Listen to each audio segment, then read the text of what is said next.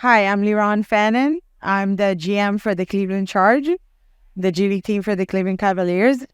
This is her table. Now you see her. You are magnificent! Welcome to Her Table, the podcast that shines a spotlight on the badass women who are redefining the game. Join hosts Kate Foley and Megan Martinez as they unlock the secrets of success from the brightest female pioneers in the industry. Whether you're a young woman aspiring to break into the sports industry or a seasoned professional looking for fresh inspiration, come on and grab a seat at Her Table, where women's voices are amplified, dreams are realized, and the game is changed. You must always have faith in yourself. Seek out strong women to befriend, to learn from, to be inspired by. Women need a seat at the table, and in some cases, they need to create their own table. Welcome back, everybody, to another amazing episode of Her Table. I'm Kate. Megan over here. And we're still here in Las Vegas. It's hot. We're at NBA Summer League, and we have an exciting guest this week. I can't wait to get into her. We're so excited to have Liron Fanan on the show today. She recently got promoted to general manager of the Cleveland Charge. She is the general manager. Yeah, she is one of 3 women who are GMs in the G League. That's unreal. It's unheard of. Incredible. I love it. I love it. She graduated from NYU with a bachelor's degree in sports marketing and sports management. She has been an agent, a boss of an agency, to an intern, to literally just being a sponge to all the information. She was a scout. She was in analytics, player development. So much to learn from her. Yes. And we could not be more excited to welcome her to this table, which is Her Table. Let's get into it. We're back at Her Table with one of the guests I have been looking forward to, the absolute most, Liron. Right? Did I get it right? Liron. Liron. I'm from the South. Y'all gotta forgive me. I'm trying. Just call me Lee. Lee. Easier. Yeah. I like Liron. Well, I'm gonna say Lee because I can't. You say Lee, I'll say Liron. Okay, good. Well, we're so excited to have you on. I am so excited to talk to you about your new position. You recently got promoted to GM of the Cleveland Charge. Sure. Wow. I know. She's Lee's. I mean, how blazing the path for women in sports. She actually has my dream job. I was holding in over here for a second. Literally, yeah, it is. Someone asked me what I wanted to do one day, and I said I want to be a GM. I want to see more women GMs, and I don't think it'll be in my lifetime. We'll see, and I hope so. But I'm also a realist. But the change is coming. And women are being integrated more. And in executive levels of power from a basketball side, not just marketing and branding, but from a talent perspective, is phenomenal. So you are an inspiration to me. Yeah. And that's what I was holding in over here. That everyone asked me what I do. And I'm like, she is, yes, you are the her I want to be. So welcome. Yeah. We're so excited. So it's a new title. So tell us, how did it all shake out? I've been with the Charge for 5 seasons. Okay. Did multiple roles from player development, assistant GM, a lot of day-to-day trades with our GM, roster building, working to draft with Cavs, workouts, everything else. So kind of growing inside the Cavs organization. I came right when LeBron left, so we were starting a rebuild. Yes. So I got a chance to learn a lot. And kind of experienced both worlds of the Cavs, the NBA team, and the Charge, which I was a big part of. My GM, Brendan Yu, was there for a while. He got promoted now to director of scouting, and he was a big advocate for me to take over the role. And he expressed to me that, my last year was very, very good for the organization, and he thought it's time for me, and he feels good to give it to me after all we built together. I love that. So we talk all the time about how executive men sometimes don't realize how important it is for them to champion and really stand up for women. You have an opportunity to do it, because those other guys around you that are waiting and hesitant, you're leading that. So I love, shout out Brandon, by the way. Yeah. Shout out Brandon. We're going to have him on. Yeah. The whole dynamic of you replacing a male GM is fan-freaking-tastic. So I love that shit. That's just taps to the world of that. But is this what you always wanted to do? You're from Israel, right? Mm-hmm, yeah. I grew up in basketball. I come from a basketball family. My dad was a GM for a EuroLeague team.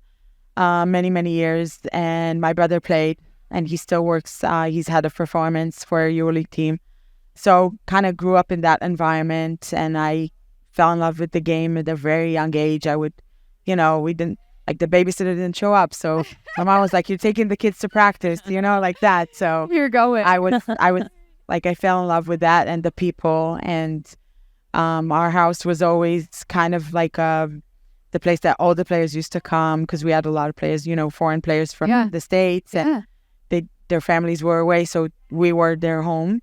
So that's why I kind of started, meeting players and meeting agents, and at a very, very young age, and speaking English, which was never my first language. So, in the summers when I was 15, 16, I asked my dad to come to the office and, and work and find me a job. Like I want to be there. I want to do something. So I started in like ticket sales and, like being like an intern, doing all that. And it just, I grew from there. We have just so much knowledge, right? Like I always tell everybody, like your dream job is a GM, but you got to do a whole bunch of shit to get in. And it's not pretty. It's the ugly stuff. It's the underbelly. It's the late night. How has it been for you? What have you had to kind of like sacrifice or forego a little bit as you kind of charged on in your career? I think you have to understand that you're going to have to find a balance eventually. Obviously, you don't want to lose your whole entire life. But happens sometimes, right? You fall down the rabbit hole. But at least when you're young, I started at 15, 16. So summers where my friends were having fun, I would be in the office all day and working. And, and you give that part out, everyone's having fun and you're in the office, but you're working towards something. And also, I think, when I started, I thought I want to be my dad's team GM at the end of the day, right? And then I started learning about international basketball, learning about NBA. I used to go to the States and be in games. And when I was a little bit older, I was already an agent. Warren started Summer League. Started, working with under Warren and Albert and learning this whole side. So it's a lot. And I gave up a lot. You sometimes give up vacations with friends or weddings or like regular life that sometimes I say, I wish I had like a regular month, that I actually just do regular things. Just work 9 to 5 and you clock out at 5 and it doesn't come home with you. No, Becky, I don't know what it is. I never had it. On the one hand, I say my life is so exciting, and every role I did and everything I did was so exciting. But then you sometimes want to find this piece. So you have to find the balance, I think. I definitely think it's always hard. We talk about balance. I have some young kids. So it's finding the balance while still chasing your career. But also one of the things that I think you in this new role is so impactful is the ability for young girls to be able to see a woman in charge from not only a talent side, but an operational side to leading an entire, franchise in the Cleveland Charge and being able to see you there, present, and look up to you. What kind of, how does that make you feel that you're now a role model? You're my role model. I got you. No pressure on this either. But not a pressure. I think it's funny how you say it, because when I started, who empowered me was my dad, right? He saw that I had interest in the game and in everything around it, and that I used to help him with stuff. So he empowered me to believe that I can get anywhere and do whatever I want. He started taking me to the States and to meetings with agents when I was really young and going to school in the States. He supported me in all that and pushed me to do that. And he said, if your dream is the NBA, you'll be there one day. So I didn't think of myself as necessarily as a female doing it. I just wanted to do it. Yes. Coming from Israel, I wanted that for me was I want to be the first from Israel. It wasn't even about female. Right. And then I guess later on in life, I started realizing there's not a lot of us. No. But not only there's not a lot of us in the building, there's not a lot of us trying to get to the building. True. So is it because we don't want to, or we don't believe we can? Exactly. I think that's a fair question. We don't know, it's a fair question. If that's even an option. We've never seen a woman GM in the NBA. Is that even an option? Okay. So I guess in 5 years, is that where you see yourself? Is that the ultimate goal? my ultimate goal was always to run a team. Obviously, I would love to be a GM in the NBA. On the other hand, I'm very happy with what I'm doing now. Yeah. And I think I just want to keep moving up and building. And I love what our organization as a whole is doing.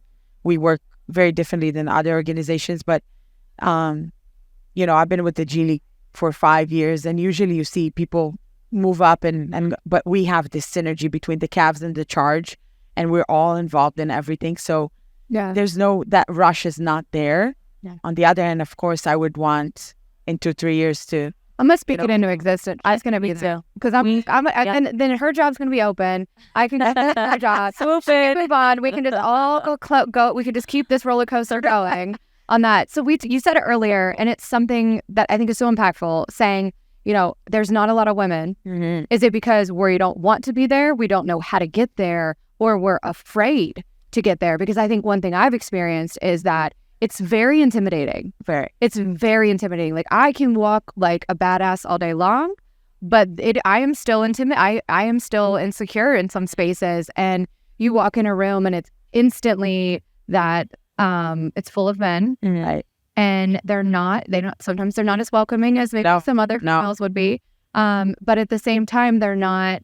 I feel like sometimes you have to prove yourself 10 times harder. You do, and there's no doubt. It's not even like. Maybe it's something I put on myself, but it's also something I'm like, I know I'm going to. So it's like that preparation of like, you have to be prepared. Like, you go into a meeting, you got to be prepared. Because I feel like people are looking for reasons to say you don't know what you're doing when you're in an authoritative or an executive level. Well, it depends where you are. I don't feel like that with our organization, obviously. Like, I think our people, our president, GM. Well, you wouldn't be where you are. Exactly. They're believers in women, and they look at me the same as they look at any other of our scouts, or and they hold me to the same standards. And and if I mess up, I'll have the same conversation. It has to be like that. And I think it's important to learn also to acknowledge your mistakes and what you're not great at, and to try and get that part better. We're in Summer League, and Warren is one of my favorite people in the world. And he has this saying of ego is not your amigo. He does say that all the time. That's good. And I take it everywhere, because literally when you go into organization, you're a part of a team, and the ego cannot be there. Yeah, the ego cannot be there. You have to do, first of all, what's good for the team, and then it translates to what works for you. Yeah. But I came into the NBA at the age of 40.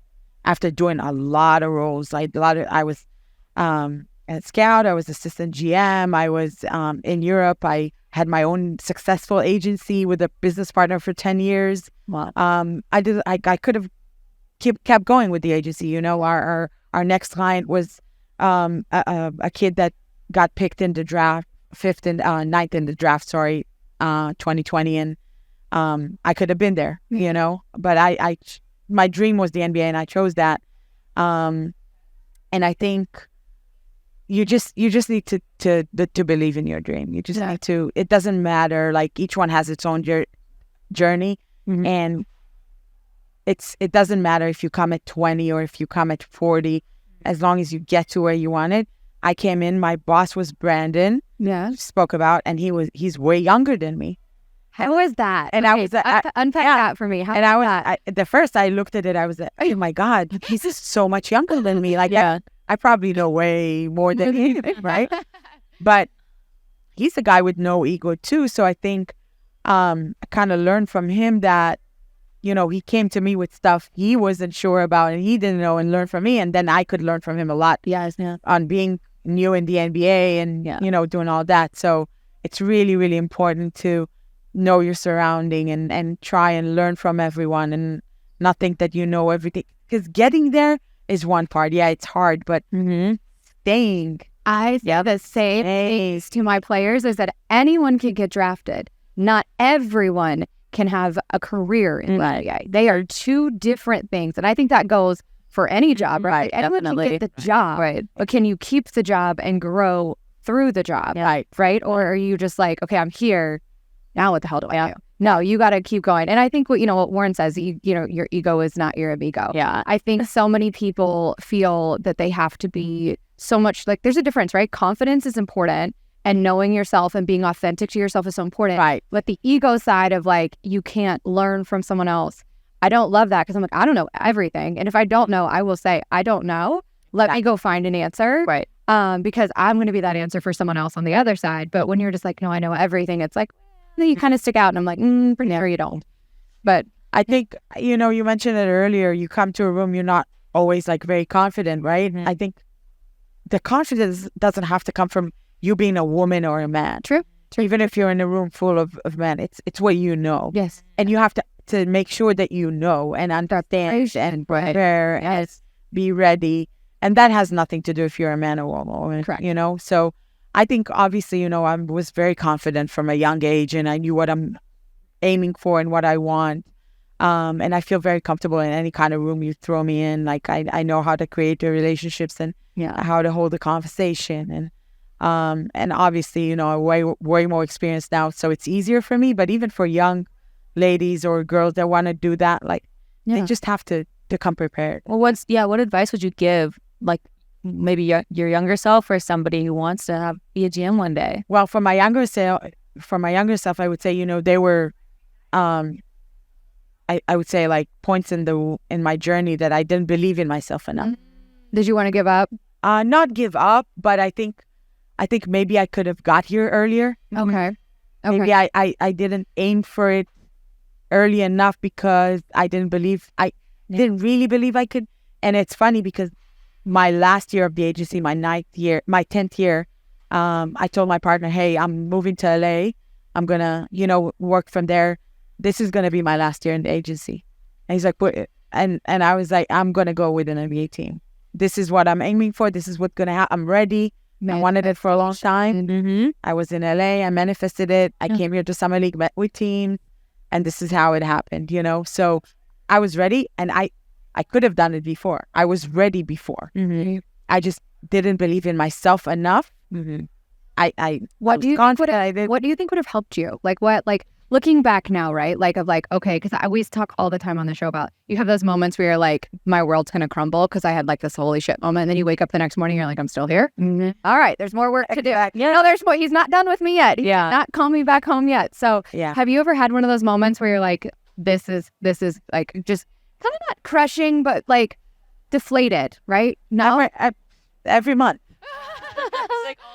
I just when they announced me the GM, that I got the GM job, I think I had a day after where I was, looking at this as players and staffs and what am I doing with this, and everything was so like maybe I shouldn't do it. Maybe you have moment out. Then you wake yourself, hey, come on, this is what you wanted for 5 years. Like this is the reason you're here. Yeah. You know what to do.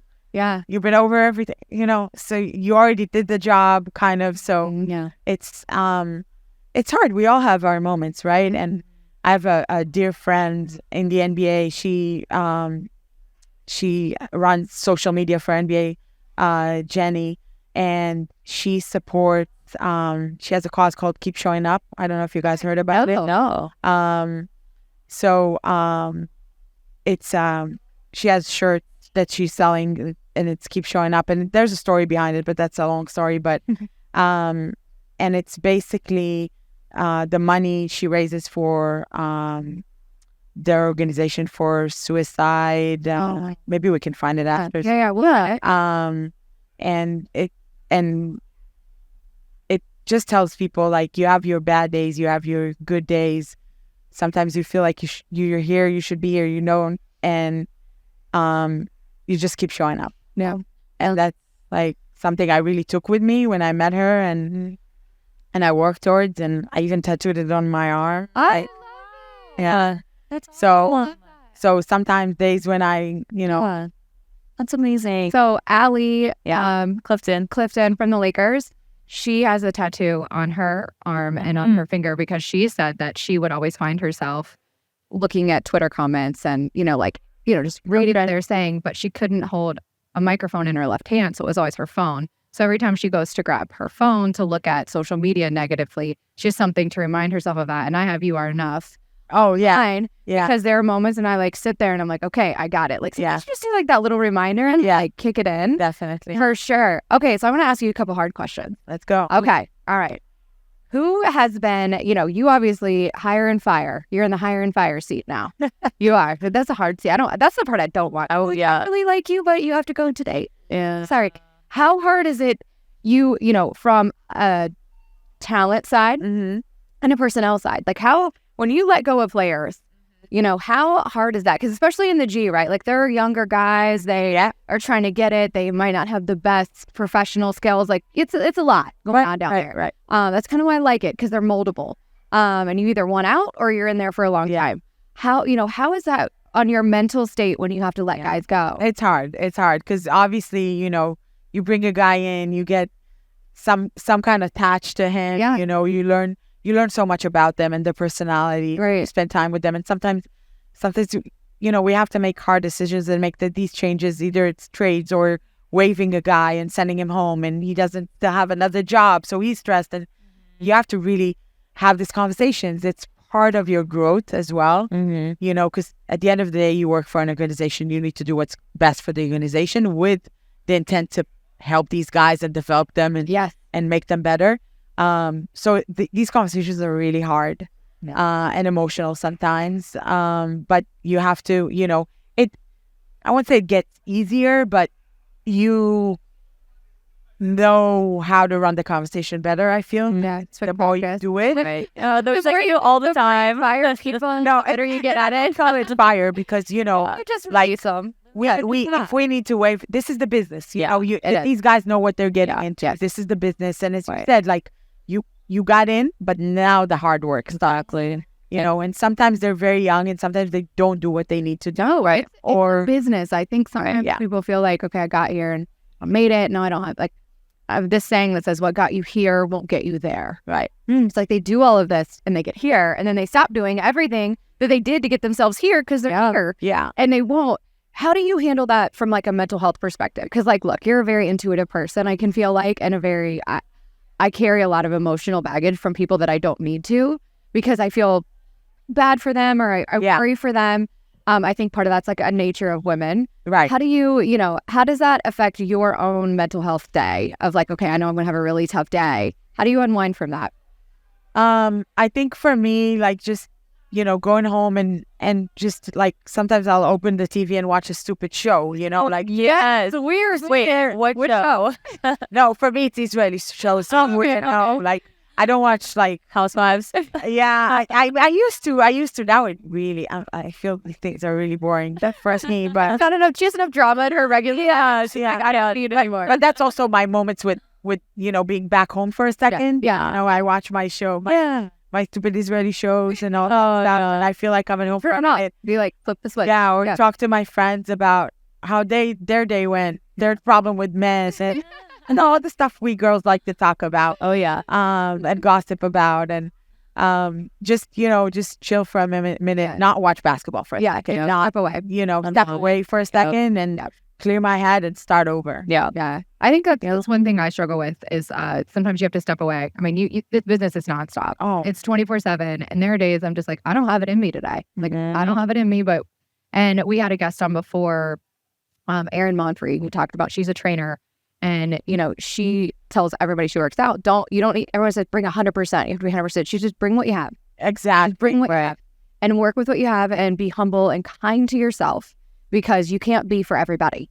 And I think it's so important, especially in your new role now, is like taking that of like, because you got so many people pulling on you. I mean, it did that the other. Right. How do you manage from, the mothership, the calves, right? Right. How does that trickle down to you? Like what goes on there comes down to you.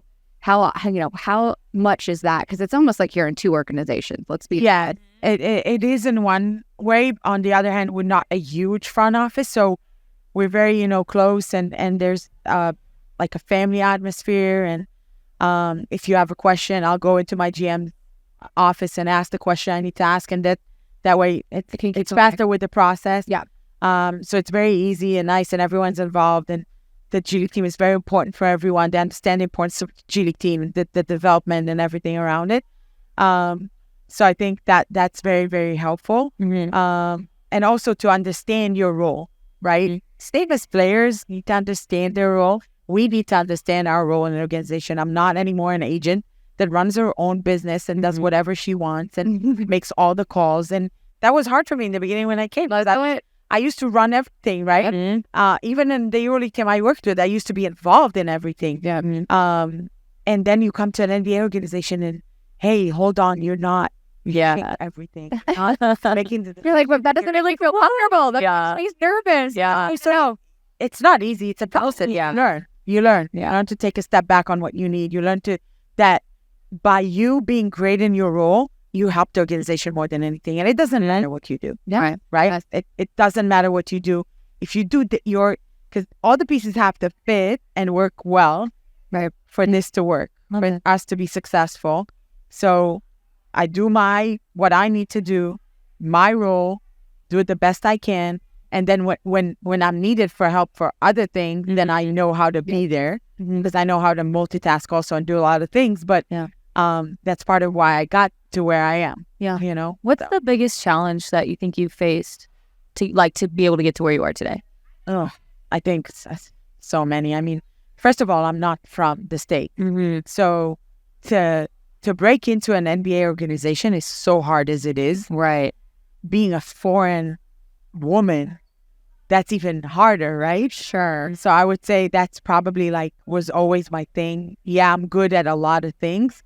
What am I best at? And how do I make these people here in the States take the stuff that I'm good at and what added value I can bring that they don't have here that can help? So I think that was the main challenge.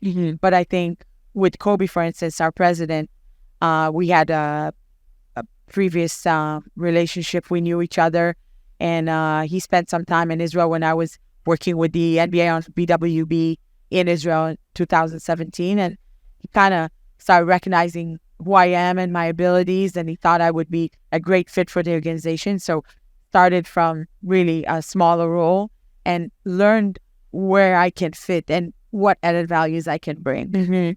So I think that was the challenge. Yeah. Wow. I think it's, we talk all the time about how it costs $0 to be kind. Yeah. Literally. It's like a free gift of life. And you never know who you meet. Who you're going to work for, who they're going to work for. Exactly. And again, be authentic and be yourself. But at the same time, kindness costs nothing. So I find sometimes people that try to get to the top the hard way, which is the dagger way, backstab, snake way, this and the other, it never works out for them because eventually they're going to run into a roadblock of someone they should have been nicer to, right? That has the decision, the hire and fire power, where you're like, I actually know your true colors. I actually know what we're doing here. You talked about, you worked with Kobe before, right? You just have to be kind and consistently yourself. I think a lot of what I did, I aimed from a really young age that I want to be here in the NBA, and that I would love to be a GM. And I think on the way, I met a lot of scouts and agents and GMs, and they would come to Israel and scout players, or they would call me during the season and ask for some information or whatever they need. And I always did it. I never thought what I could get in return. I never asked for anything in return.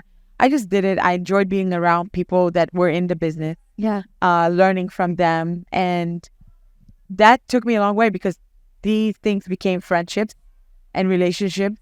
And when I was at the point where I started to look for the advice and the work and the job, it paid off. Right. I didn't know that 10 years before that this is where I'll be. And I would actually have to make the call, hey, I'm thinking of, what do you think? Yeah. And then I just did it because I love doing it. I love helping out. I love being a part of the game. I love meeting more people. So, and I think, again, we're in Summer League. And when we started here, we were a bunch of interns. A bunch of interns that, I was a little bit older than everyone. Everyone was in college. I was a little bit older. I already had a position with the EuroLeague team. I think I was very cool and kind with everyone and kind of, gave them the advice and help out. And they were all young, still in school. And we became really good friends. And all of them today, the group we started, are in very high positions with. See what I'm... Wow. Yeah. See, y'all, That's amazing. Hear me when I say be kind. Be kind, be thoughtful, be purposeful with people, right? Who they are, because Never know. you never know. Yeah. We worked together today. I know. I remember Nick Uran, who is with the Golden State Warriors. We interned the same years, right? One day he was, his first year, he was driving around. Warren had him drive around. Oh my God. And he was driving me from the arena to the hotel. And I told him, you know what, Nick, like one day we're all going to be in positions in the NBA. We're going to all help each other. She has my buy the building mentality. I said, I'll close the door. I'm buying the building. Yeah. And it's exactly what happened. Like our initial group here, we all have positions and we all work with each other and see each other. And it's great. It's great. We're like family. You know? Yeah. I think it's like a testament too of just when people recognize that you're a good person, you're talented, you have the ability to grow. You know, it's much like for players, right? You don't really draft off talent, you draft off potential. Right. And I think a lot of people are like, they're so talented, but they've capped the potential. I think I look at that for people, you know, within the industry of like, do they have the potential to grow, evolve, and keep going? Because it's easy to get stuck. It's very, very easy to get stuck, especially in the agency world. It's so easy to just do this until I'm 100. It doesn't charge my brain. It might not, you know, serve my purpose. But like when people want more, they want to learn more, or they're willing to go above and beyond. When you're willing to say like, this is my job, but I'm going to stay an extra hour because they're doing this and I just want to learn. I don't want anything from it. I just want to understand. Teach me why we're doing this or why we're doing this.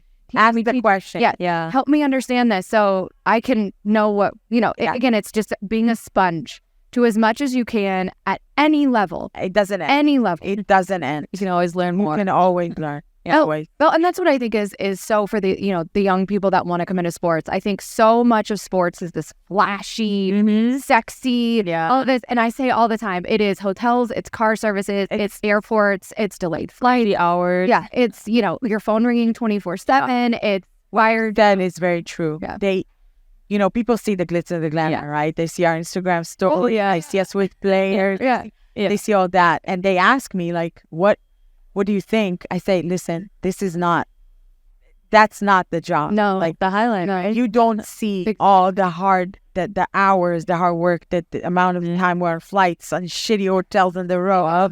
But you're stuck. You know, like, it's hard. It's the stuff we sacrifice, right? Like the relationships sacrifice, the events we miss. I live away. I see my family twice a year to be in the NBA. Yeah. They live 10-hour flight from me. But they are so freaking proud. Oh, they are. Oh my God. You probably are so damn proud. I think my whole country is proud. Right? Yes.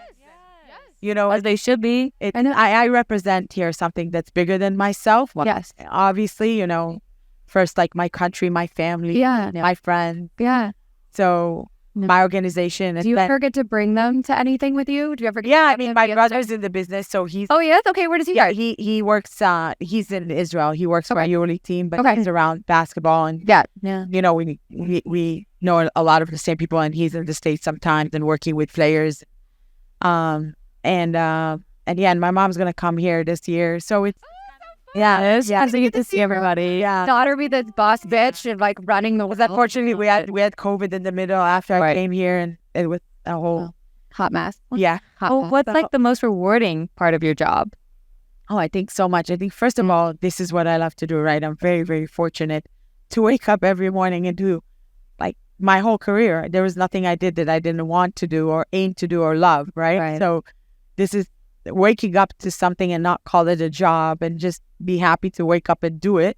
And of course, you have your days where you just don't want to do anything and sit. It doesn't matter how much you love your job. So I think that, and you know, it depends on which part of the journey. Right. You know, when I was an agent, obviously the success of my players that I started with them when they were very young, and that, you know, I had some players that I was with their whole career. Right. So that, and with us, I think it's, first of all, our success as an organization. Since the damn day I'm a part, I feel like I'm a real part of this rebuilding and everything we did, because it's all of us together. And then, you know, obviously with the G League team, to help these young guys to understand their talent, their potential, how to do the things the right way. What do you have to do to be successful? And guys that get call-ups, you know, every call-up is a party.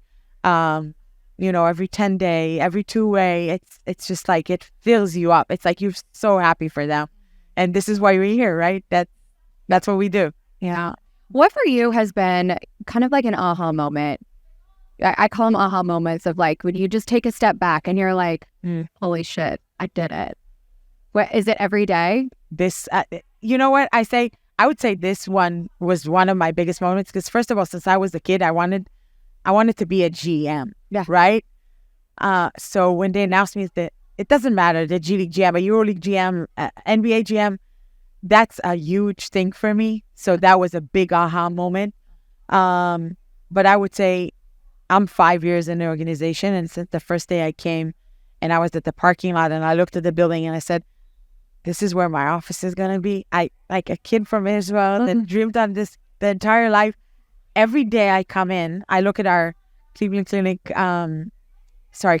court, and I look at that and I walk in and I say, this is my office. Like, I cannot believe that this is what I'm doing. Every day you get to Every day.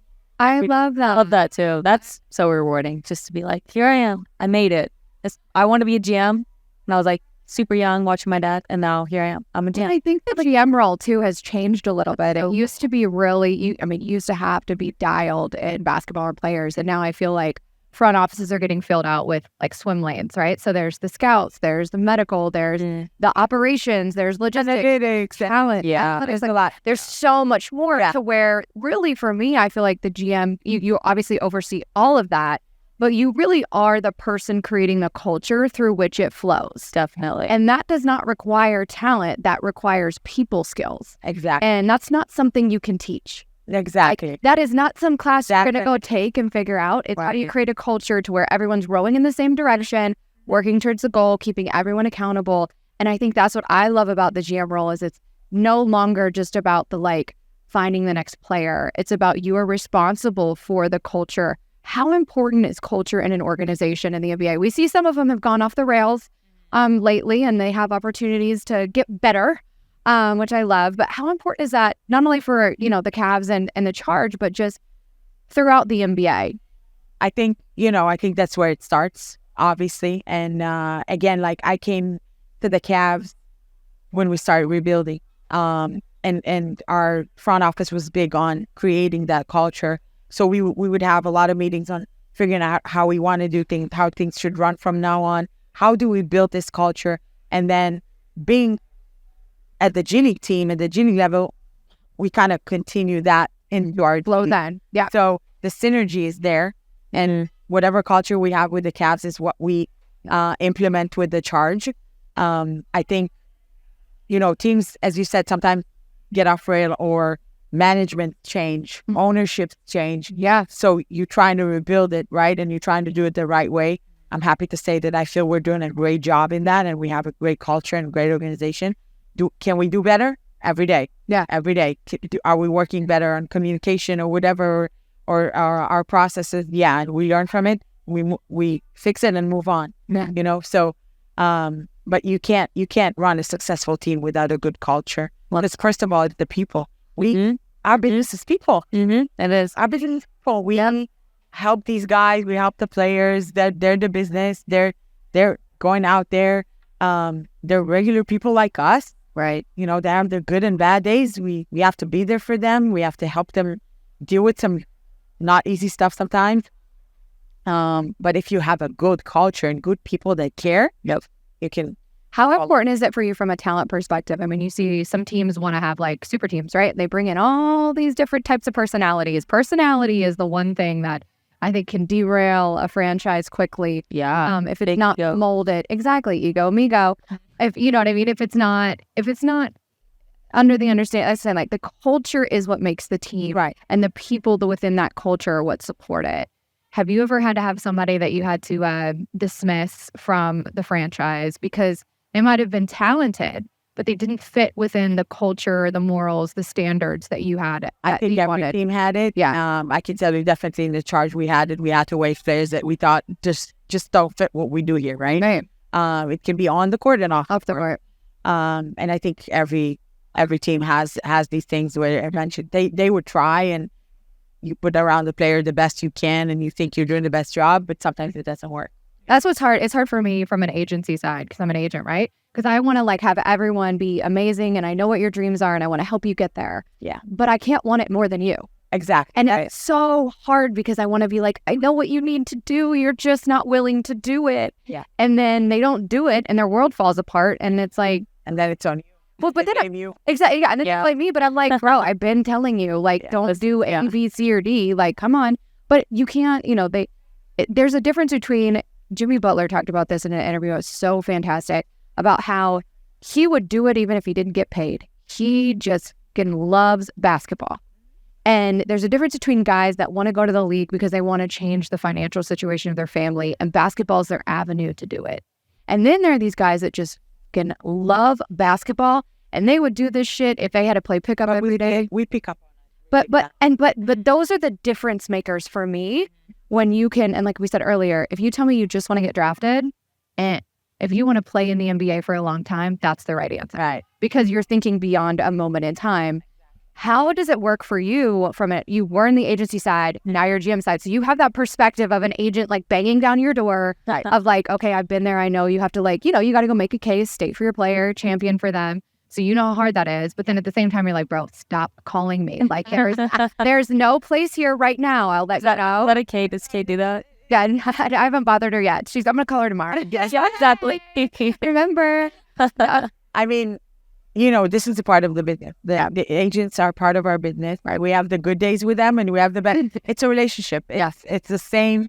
Yeah. And we need them as much as they need us. Yes, right. For sure. They help us on a lot of things and sometimes we don't see eye to eye and it's just, so you know how it is. And then, it helped me a lot that I came from that side and I wasn't there for a year or two. Right. I was there for a long time. I ran an agency with my business partner for 10 years. And we had a lot of players in a lot of places. So, we know that really well. But I think that at the end of the day, you just need to know how to balance it all. Mm-hmm. And you need to understand where you can push them and where you can explain them. You can go by faking to a certain point. At the end of the day, you're going to get exposed. Yeah, you will. It's going to come out. Having the dark comes to light all the time. And if you don't love the game, just don't be there. If you're there for the glitz and the glamour, it's going to, I honestly, I said that to somebody the other day. I said, you don't love the work it takes to get the lifestyle you want. You just want the lifestyle. Right. Yeah. But you're not willing to work for it. Willing to work. You speak up on it, really. And it's even for us in every industry, right? Like, it's like, you gotta work. Right. You gotta show up and work and be committed to your craft and really know that, like, that is what you love. Yeah. Because there are going to be days where I'm like, if I miss one more thing, I might just, I can't do this anymore. But I'm like, you know what? I do it because, right? And I think that's so important. And for you at the Charge, you guys have been in a rebuild, a not rebuild, winning championships. You've kind of been all the way around the block a little bit since you've been there. So you came in right when LeBron was left. Yeah. Yeah. So I've been, we've been losing for a few years, then started winning. Like it's working. Whatever it is working. And I'm happy to see it. Yeah. Yeah. Obviously, we lost in the first round against the Knicks. So you go back to drawing board, see where you can get stuff better and do things better. Yeah. Where us as in the G League team, how we can bring that added value of what the Cavs need. Right. So it all goes to that. Yeah. That's the exciting part. Well, how cool is it? Yeah, because it's really cool because you're like you're building a team and you're picking these players and everything. Right. Like, how awesome is it to see the players that you got on Charge then excel and like make it onto the Cavs? Yeah. Cavs or other teams, right? We always say, I remember my first year, I was director of player development, and we had a player named Bonzi Carlson. He played for our G League team, and in the middle of the season, he got a two-way to go with the Bucks. And Brandon Yu was my GM, was away scouting somewhere, and he called me and he said, the team was in practice, said, take him off the court and tell him we don't want him to get injured. He's getting two-way with the Bucks. And I was like, oh my God, I'm so sad. And he's like, no, you're not. You're happy. You want him to go? Yeah. Oh, but on the other hand, I wanted him to stay with us. Yeah. He's like, no, you're not sad. This is weird. That's so sad. Yeah. First year, I was still coming from a Europe mentality of winning and all the assets. You don't have him. Don't take him. No. Don't. He's my best friend. So I was like, oh, okay, that is me. Yeah. This is what we're doing. Yeah. Like, oh man, I need you out of here, but then I'll show you for a minute. But then can you come back? So, we took him off the court and told them, and then we told the whole team. Oh, Selma. Yeah. Like a beautiful moment. That's amazing. And that's what you want. about. That's what fills it. Yeah. That fills it. All right. So my last question for you, because I know you have a heart out. Even though we could talk to her forever. I know. I feel like So all cool. of our guests, we need to have like a retreat. Yeah. Be together because everyone's such a badass that it's like the energy is just contagious. What for you is one thing that, I know I don't like the word regret, but an opportunity that you probably would have shaped differently with the knowledge that you had in your career or life? I think there's a lot of points where I could tell you I could have done things in a different way maybe, or I was very young and sometimes I did things that took my journey to a different place or made it longer to get to where I want. But if we take the last 5 years, I could say that sometimes, I was not pushing enough for a decision that I wanted, that I thought would be right for us at the charge level. And I talked to them I spoke with my GM and my coaches about it many times about, I think here I should have stand my ground more, or here I made a mistake on this one, or I think here I was right. All these, I should have used my voice more. And sometimes I tell to myself also in like maybe calf scouting meetings, stuff like that, I should use my voice more and be more confident. Mm-hmm. But that's part of the process, part of learning. Yeah, you're learning. And now I have more responsibility, obviously. So with that, your voice would have to be out there. So it will happen. I love it. Okay, we're going to end this with a this or that. Yeah, a little fun game. As we a little fun game. I'm hoping someone picks some of the things I picked because I'm constantly on my own island. Yeah. I think it's because she's writing the question. Probably. Stacking the deck against me over here. I just know. She's trying to make her island that much bigger. I'm just swimming in my dinghy over here. Like, Okay, would you rather be rich and famous or rich and unknown? Rich and unknown. Okay. What about live without movies or live without music? Oh, that's a tough. I know. That one's hard.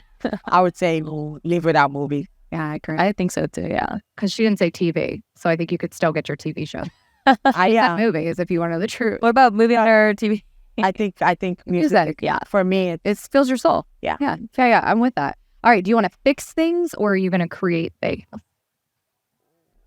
I know. I was like this morning, looking up. She had her Starbucks this morning, and I think I drank coffee. I'm going to answer this one differently. I think I'm a fixer at heart. Yeah, I am too. I get it. And I need to take myself more to the place of creating. Okay. Ooh, I like that. Ooh, that's an ownership accountability. That is. I'm taking that. I'm stealing that. I'm stealing. Pancakes or waffles? Pancakes. Fast. Scary movies or comedy? Comedy. Ocean or mountains? Ocean. Coffee or tea? Coffee. Finally, scuba diving or skydiving? We always have to ask. Skydiving. No. Yes. Yeah, I can't wait to be floating on my little dinghy watching all y'all in a plane up there. What we all know? Oh, I already. You did it? Was it scary? Yeah, very. Oh, would you do it again? Yes.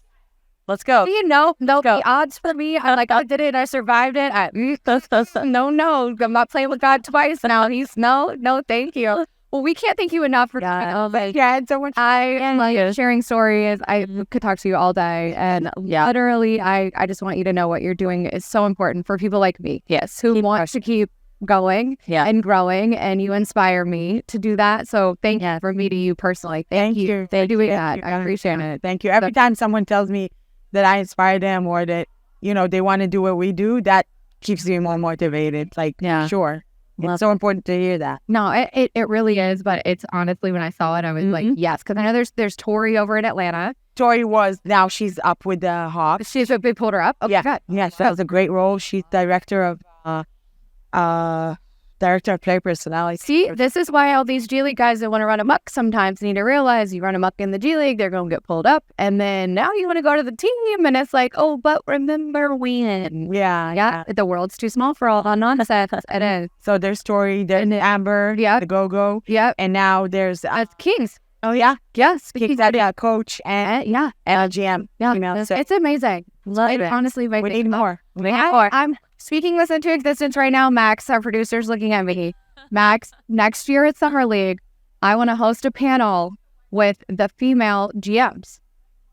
Let's do it. No, seriously. So cool. I love that because their stories are also different, but they're all doing the same job. And I hope there's more of them next year. Honestly, I do. But I love it. Keep going. Keep crushing it. It's so cheering inspirational. for you. Yeah, we will. Thank you. We will. We will. You got some new Cleveland fans in us. We love it. We love it. Well, thanks so much for coming on. I loved it. Appreciate it. Had fun. Okay, Megan, that was amazing. That was so literally, hands down, she might be my new mentor, my new hero. Oh, I know. My new everything. She's from Israel. Like, it's so cool. I think the best part about her was she just has so much pride and joy for her heritage and how much her heritage embraces her. And like Israel, like loves her and champions her, and her mom and dad are so proud. And she just, honestly, she's great energy, great people. I loved hearing her talk about how, you know, she feels like, look, this was her dream. She manifested this. She really did. She wanted it. Yep. And she kept going for it. And she's going to keep going for it. Now, look, we all have speed bumps and hiccups, but listening to her just give the advice of just learn everything that you possibly can. Right. Is what's going to help you the most, because you're never going to know what you need to know and when you're going to need to know it. But she was amazing. I love the fact that she was an agent and she still always wanted to work in the NBA. So she went on, did the agent thing, enjoyed it, and she's like, you know what? I want to go back to being in the NBA. And so I think her just like sticking true to like what she always wanted to be is just like so fascinating, because I think at some point you're like, oh, do I go back to this? Am I taking steps back? Yeah. It's like, no, go for it. And now look at her. She's the GM. Like, so cool. Such an inspirational story. Love it. I think she's got, the sky's the limit for her. honestly, She's going to be running this place down. Like, so, it was amazing. It really was really cool listening to her spill the tea of how she has to hire. She's in hire and fire in a boat now, and how she gets to fire people now. So that's not a job. Yeah. But she has her guilty pleasures and her self-care that help her feel good about, making hard decisions. But for sure, she was an amazing guest. You guys, we love having you here every week. Yeah. Make sure you guys subscribe, like the podcast, give us any feedback that you have. Keep it nice. Don't be nasty. And let us know how it is that we can keep sharing stories at her table. Yay. We'll see you guys next week.